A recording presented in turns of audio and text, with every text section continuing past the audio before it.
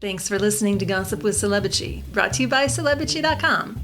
This week we talk about the royals and about Trump's possible arrest. We end with our weekly feature, The Comments of the Week. The stories, photos, and tweets we talk about can be found at Celebrity.com/podcast under episode 149. Hi, I'm Katie, the founder and editor of Celebrity.com, and I write as Celebrity. And I'm Chandra, I'm the head writer for Celebrity, and I write as Kaiser. So we've been off for the last 2 weeks because we had the Oscars, and then it was my birthday, and I did not want to work, and I'm glad that's over. Yeah, we're in kind of a slump, though.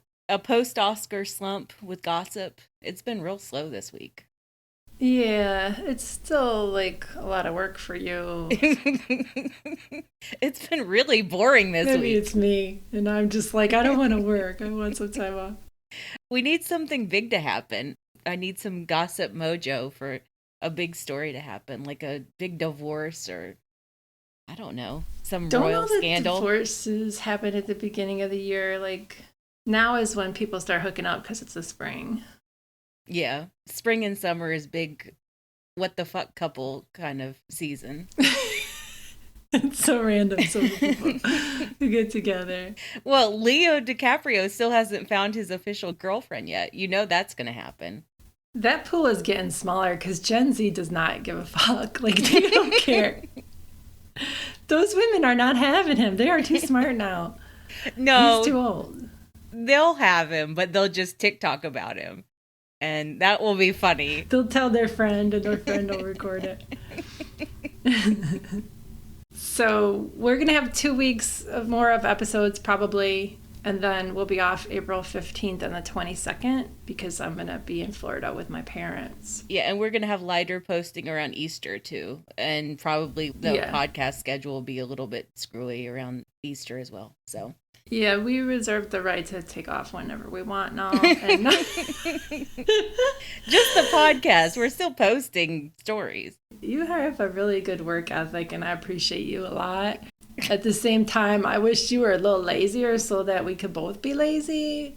But maybe you just compensate for me. I don't know. No, I don't feel that way. I feel like, especially in the past year, I've been so much better about taking some time off and being like, no, we're doing a half day. You know, that kind of stuff. All right. Well, that's different than mine. I think we could take more time off. I'm 50 now. I'm like, fuck it. Let's slow down. Well, we're definitely going to have some time off around Easter. We are. Okay, that sounds good. So I watched the first episode of the new season of Ted Lasso. I haven't watched the second episode. The second episode is hilarious. Aw. I think Ted Lasso is definitely the kind of show that you like to binge watch because you understand the themes of the seasons a lot better, and you know, you pick up on more stuff as you're binge watching it. When you're like watching it week by week, I feel like I miss some stuff, or you know, like I miss the themes that they're trying to give us. Anyway, I thought the first episode was just like setting up the entire season. The second episode was just hilarious though. Okay, I look forward to that. Maybe I'll wait until the third one is out, like you're saying, so I can watch 2 at a time. Because with like Abbott Elementary, I like to save it up because I feel like I watch it and it's over so fast. Yeah, me too. I save up 2 or 3 episodes and watch them all at once on the weekend. I do that. Yeah, because they're fun and nice. And then you're like, aw, what am I watching next? It all sucks. Even though everyone is watching Abbott Elementary, it doesn't feel like it is the water cooler show. Like, people watch it when they can. Yeah, they're not watching it live. It's not like, oh, everyone is talking about it the next day. It's starting to feel that way about Ted Lasso, though. I saw so many spoilers for the second episode online. I didn't yet. Now I'm jinxed, and I'm going to see them the minute I get off this call. And Succession is starting this Sunday, and I'm really excited about that because I'm really into Succession now. But I'm not watching Yellow Jackets. That's also starting this weekend, I think. Hecate watches that. Kat watches that. Yeah, and a lot of women are watching it, and a lot of women like really relate to the storylines. I tried it, and I was like, ooh, I have to pass on this. Like, parts of it were just hitting way too close to home, and then some of it was just kind of, I can see where you would like it. It's more your taste. It's horror, isn't it? there are horror aspects of it, but it's just like the sort of like daily violence. I don't know how to explain it. But yeah, the horror elements definitely. I want to watch Swarm with Dominique Fishback. I've been hearing really good stuff about that. And that is supposed to be like horror. And I'm not sure about Yellow Jackets because I haven't met anybody yet who loves it and raves about it. Like, I've just heard, oh, it's okay, you know? And people want to know what happens, but they're not super into it, so I'm not sure. Yeah, I was curious about how the season ended, so I actually looked up spoilers, and I was like, oh, I'm glad I didn't watch that. And then I watched The Unbearable Weight of Massive Talent on Starz with Nicolas Cage and Pedro Pascal, and it's kind of like a movie about Nicolas Cage with a bunch of, you know, fictional elements in it, and it's adorable. Well, Pedro Pascal makes it. He's such a good comedic actor, and I know him from The Last of Us, where he's kind of a quiet badass. And in this, he's just a big, goofy guy. I thought it was delightful. I mean, it's kind of stupid. Parts of it were too long, and I don't even like Nicolas Cage that much, but he made it worth it. I think Pedro Pascal is like that in real life. He's very big and funny and adorable. Yeah, I like him a lot. He's grown on me so much. He's amazing. I fell in love with him from Game of Thrones. Oh, okay, because I watched a little bit of that season, but I never got that into the Game of Thrones. The Game of Thrones. I'm 50 now. I can phrase shit like that. He was hot in Game of Thrones. He was really hot. Yeah, he's still a very hot man. All right, so let's talk about the royals. One of the big stories that the British press has been pushing is like, are the Sussexes going to come to the coronation, or are they not? And they shouldn't come, but we want them here so we can talk about them. Well, they won't even admit, like, we want them here because we want to talk about them. They're like, they need to come because of their own business interests. And they'll be so deeply ashamed if they don't come. You know, like, just trying to manipulate them in the most obvious ways. Yeah, they really show their hand every time. And so far, they only got the email invitation. They haven't been sending out the paper invitations yet. I think you touched on that in your story about how the Ristos are mad because they didn't get their paper invitations in the mail with like the wax seal or whatever they do. Yeah, the thing is that I think the palace is already sending out the paper invitations. It's just that certain people haven't gotten them yet. And I also think Harry and Meghan would have announced it if they had gotten the paper invitation. All they've gotten is this one email. It's like, save the date. Yeah, the paper invitations were supposed to go out weeks ago, and there's some kind of holdup at the palace. I don't know. But yeah, it's just manipulative bullshit. And it's reminiscent in some ways of the Jubilee from last year, except last year, it was so much more straightforward because when Harry and Meghan visited the Queen before they went to the Invictus Games, she invited them personally. She asked them face to face, please come to the Jubilee. I'd love to have you there. And like they were able to like negotiate that directly with the Queen and with Buckingham Palace. And like she made it clear. Charles isn't doing that. Charles isn't inviting them directly. He isn't calling his son and saying, please come. It's like all of this like manipulative palace intrigue bullshit. Oh, yeah. And all those stories a few weeks ago about how he was going to get somebody else to invite them. Like the Archbishop of Canterbury. Yeah. I can't believe I remember that. Well, it's just like medieval bullshit, basically. Yeah. We have to get the Archbishop of Canterbury to invite them. Call your son. Ridiculous. And then the latest we're hearing is that there's like all these negotiations behind the scenes for them to come, but I don't know if that's based on any real information or if the tabloids are making it up.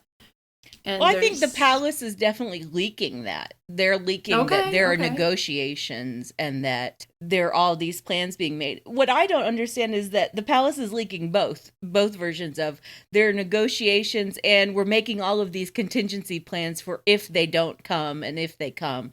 Like, surely if you're negotiating, you have some idea of which way they're going. And the Sussexes are mum. They're not leaking anything from their side. Yeah, exactly. And that's smart of them because they keep getting smacked. Like, we were talking in the last podcast about how they were evicted from Frogmore before the press even started talking about the fact that Are they going to come to the Jubilee? Are they not? I keep calling it the Jubilee because it's the coronation, and you call it the Chublee, so I get confused, and I think, whatever, the coronation. Are they going to come? It's all one big story, really. Yeah. It's just the latest thing of the Sussexes have to come to this. Yeah, we've been talking about that. It's a life or death situation if they come or if they don't come. And yeah, the stuff with Frogmore Cottage, I can't even keep track of the palace's version of events. Oh, we evicted them, but we're also totally inviting them and we want them there. But if they come, we're going to put them in Iceland. Oh, yeah. They're going to punish them if they come and make sure it's like visible that they're being snubbed and things like that. Yeah. Exactly. So while we were off, we also got the announcement that Princess Lilibet got christened in Montecito. And in their announcement of that, the Sussexes used her title. She's a princess from the letters patent, after the queen passed. Then there were all these crazy stories about, Charles told them this month that he was going to update the order of succession, so they were able to use the title. Like, it was all this convoluted stuff, trying to say that he gave them permission, and then the next day they finally updated the children's titles on the Order of Succession website. Yeah, Charles's whole argument for his grandchildren's royal titles was always horseshit. Like, he was very clearly trying to convince everyone for months that he had the power to take away Archie and Lilibet's titles. Yeah. And the palace was consistently briefing about that. They were saying, Charles is going to make the decision on the children's titles once Harry's book comes out or once the Netflix series comes out. And once the christening story came out, all of a sudden the palace changed its tune and they're like, oh, well, we knew that was going to happen. Of course that was going to happen because of the letters patent.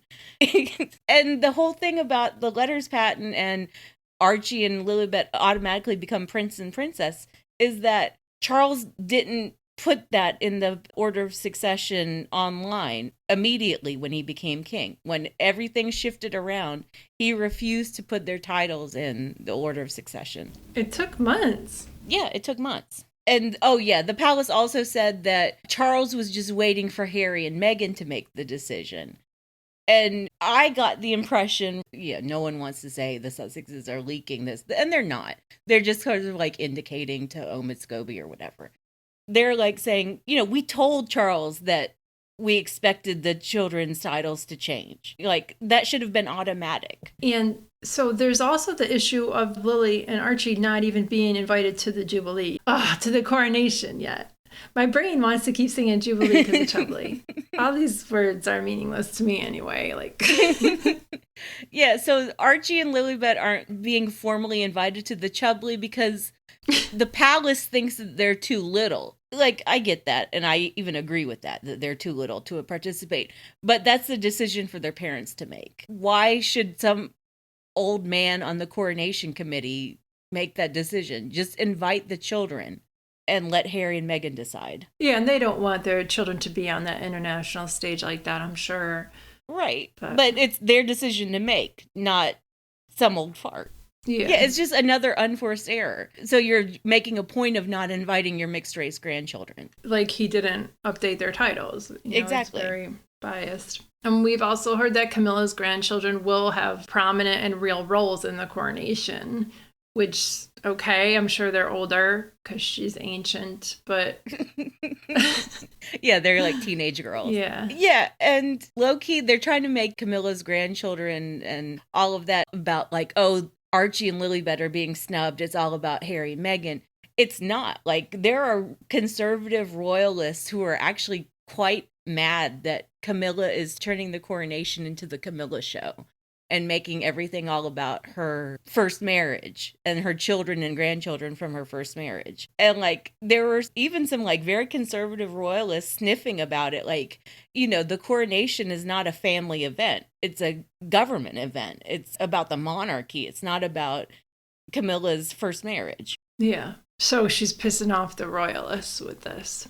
Yeah. But right now they're hiding that behind, oh, Camilla's grandchildren are included and Archie and Lilibet aren't. So we bet Harry and Meghan are really mad about this. Meanwhile, like William and Kate are freaked out about it. Oh, because their children are in the order of succession and they're higher up. So they want their kids to be prominent and they've been pushing them to have roles. Yeah. And it's very likely that when everything is said and done on the coronation, that Camilla's grandchildren are going to be just much more prominent within the actual ceremony than George, Charlotte, and Louis. And they're little kids, but they are royals, so... Exactly. Yeah. So Prince Edward, who's the youngest sibling of Charles, he also finally got the Duke of Edinburgh title that, Prince Philip was his dying wish that they get, according to his wife, according to Sophie. No, so the Queen and Prince Philip, they promised Edward and Sophie the Edinburgh titles when they got married. That was always true. And Charles withheld them. He withheld them after Philip died, and Sophie and Edward were really mad about it. Then all of a sudden, Charles softened. At some point in recent months, he softened on it. And so for Edward's 59th birthday, Edward and Sophie were given the Edinburgh titles. And I don't know what kind of quid pro quo happened there, but Sophie looks like the cat who got the cream. I wonder if he did that to change the subject after he got owned by not giving the titles to the Sussex children, because that was the next day or so. I think it was planned out to happen on Edward's birthday. Okay. Not to give Charles too much the benefit of the doubt, but I do think he had probably planned it for weeks to give it to Edward on his birthday. But yeah, the timing of everything has just been really weird. I don't have one big theory to explain all of it, like the Frogmore eviction, Lily and Archie's titles, the Edinburgh titles. I don't know. I think Buckingham Palace is flying by the seat of their pants half the time. It really seems like it from their PR for years. They never learned. Yeah, they're just half-assing this stuff half the time. Yeah. It's ridiculous. And then, speaking of half-assing, Princess Kate had her business task force for early childhood. The stupidest thing. The actual name of it. It's very businessy. Business task force. It sounds like something a little kid would name, right? It's ridiculous. I put on Twitter that it reminded me of that gag from BoJack Horseman of the kid who's two kids in the trench coat and he's always talking about business and he's doing business. It's like someone who plays with Barbies. Barbie's business task force. And her speech really brought that home. Her speech was really bad, you guys. So it was a 2-minute speech. They released this YouTube and I'm like, okay, I'm going to listen to this. And I started zoning out holy shit, this is so bad. What is this? So I read the transcript and I was comparing it to what she said and it was almost dead on. And it made zero sense. It had a ton of big words and keywords in it, but it amounted to absolutely nothing. Yeah. Oh. So her big business task force announcement thing where she goes into London and does a big photo shoot with business buildings and businessmen and businesswomen, and she wears a little suit. There was nothing announced. The business task force was the announcement that she has formed a task force, and they have no agenda. They have no goals. Okay, so while you were talking, I looked it up on Twitter and I found the picture of her standing in front of a skyscraper. Right. I used that photo in the post. I missed that. She's trying to look all businessy. Yeah. Oh my goodness. And I am not overselling how bad her speech was. Someone on Twitter said it read like ChatGPT wrote it, and then another person was like, oh no, ChatGPT could do better. And then they generated a speech that was actually better and made more sense than the one that Kate gave. And she's just so bad at this. Does Kensington Palace staff not understand that She needs to actually announce something. She needs to put an actual project together. It can't just be this really vague, asinine busy work. Like, people have caught on. And she was reading, like, a book report from somebody else. I don't even know if she knew what it meant, because it didn't mean anything. She did not. She did not know what it meant. Someone handed her the speech, and she read it, and that was Communicate, scaffolding, whatever keywords she used. It was so bad. She was talking about climate change, too.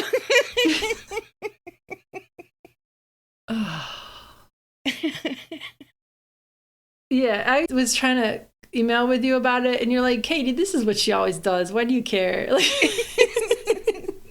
you weren't rude or anything. It kind of cracked me up. I was like, yeah, I don't pay attention to her enough. Well, every so often you're like, okay, I'm really going to pay attention to what Kate's trying to say. You do it every few months. You're like, no, I'm really going to listen to this speech. And you're like, holy shit, this is terrible.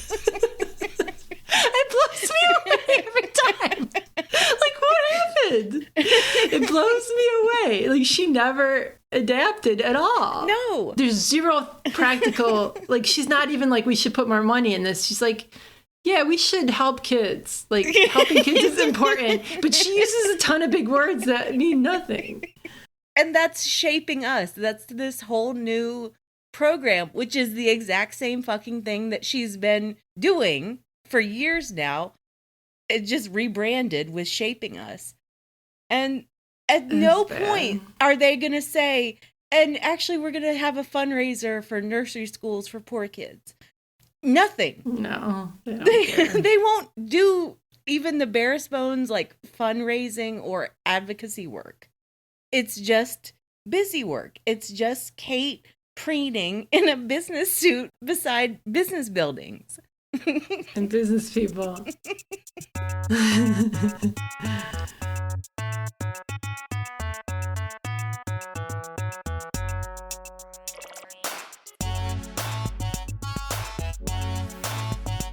All right, let's talk about Trump.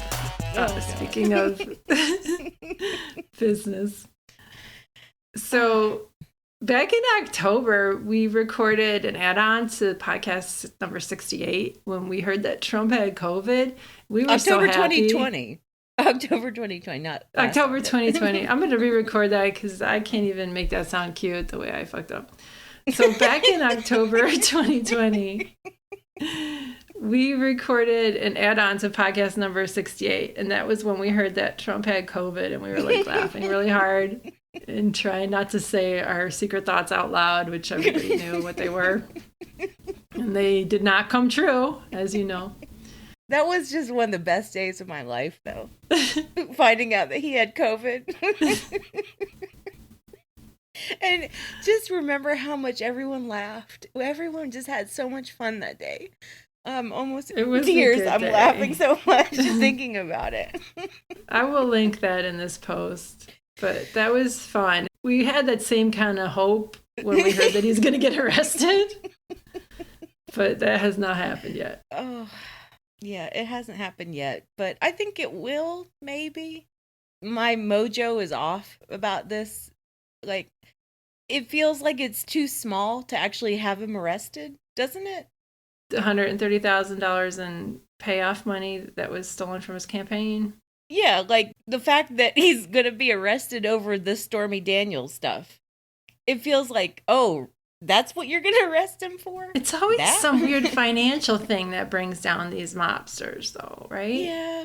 There are tons of other criminal and civil cases that are pending and that are still being investigated. Yeah. And I mean, I'd love to see him in handcuffs. Yeah, me too. The AI renditions of that were kind of fun and stupid. Those are Some of them looked really realistic. They do. Yeah, we'll see. Hopefully. If he does get arrested before like 5 o'clock on Friday, we'll record an addendum, but it's doubtful. My mom called me last Saturday. She's like, I heard he's getting arrested on Tuesday. My friend told me. I looked it up. It looks like it could be true. I'm like, okay, we'll see, Mom. Yeah, I told my mom, I was like, there's a rumor going around that Trump will be arrested. She was like, she was Our so moms happy. are like so happy. Yeah, right. Oh,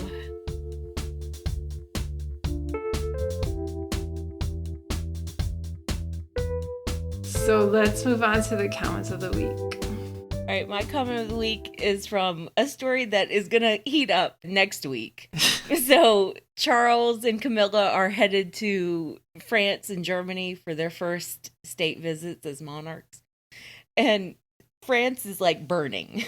Paris is burning right now. Yeah. There are all these riots and arson and strikes, and everyone is protesting their raised retirement age.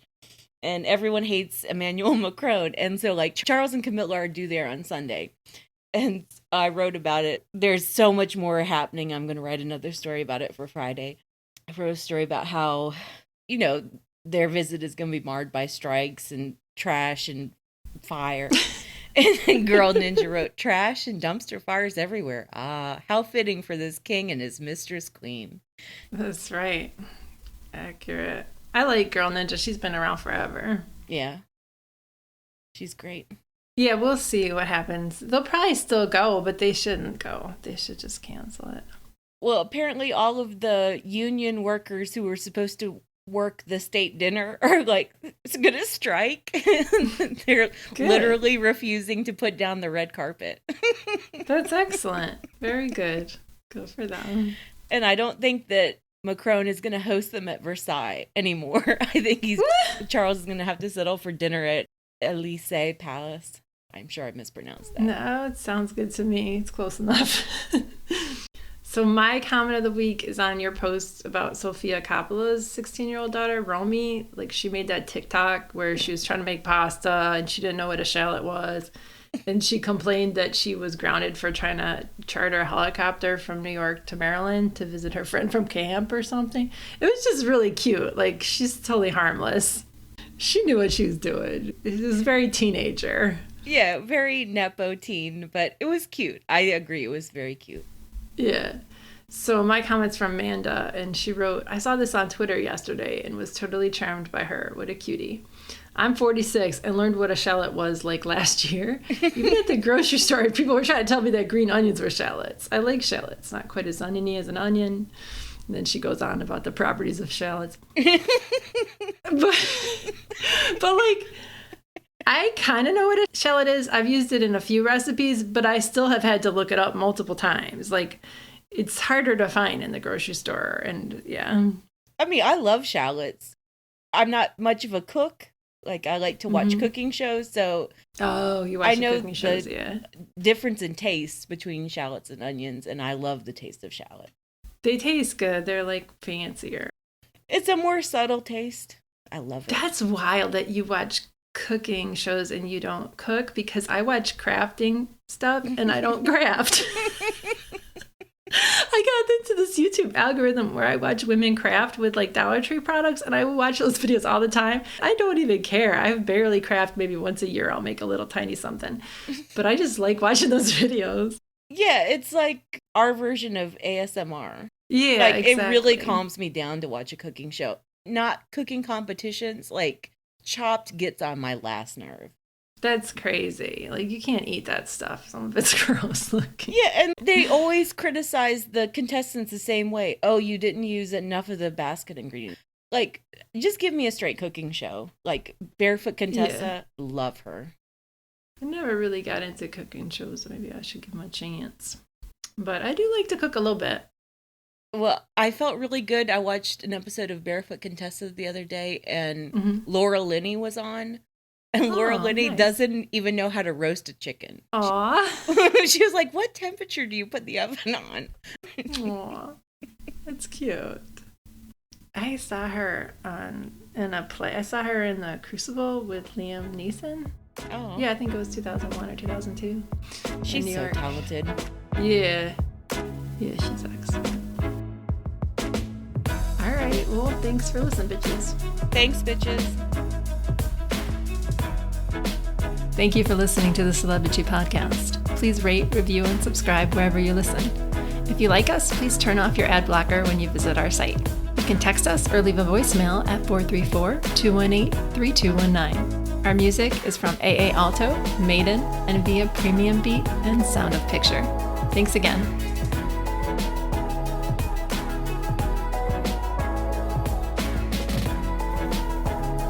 It's a good one.